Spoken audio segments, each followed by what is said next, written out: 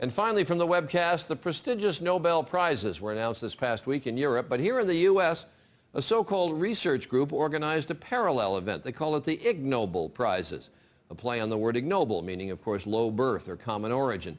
We recently spoke to Mark Abrams, editor of the Annals of Improbable Research and organizer of the Ig Nobel Prizes.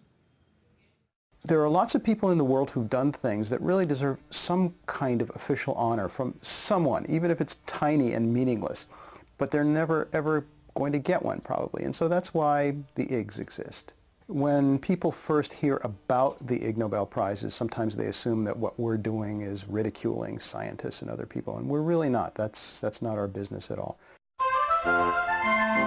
The Ig Nobel Nutrition Prize went to Massimiliano Zampini of Italy and Charles Spence of the United Kingdom.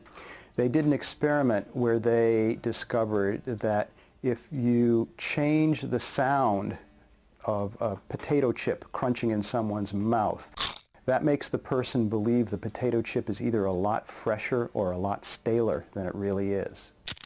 The biology prize this year went to Marie-Christine Carriegues and two of her colleagues. They did some experiments and discovered that the fleas that live on dogs can jump higher than the fleas that live on cats.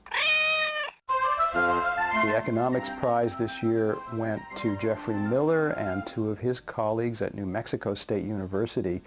They found out that lap dancers earn higher tips, much higher tips, when they're ovulating. The chemistry prize went to two teams of doctors, one in the United States, one in Taiwan.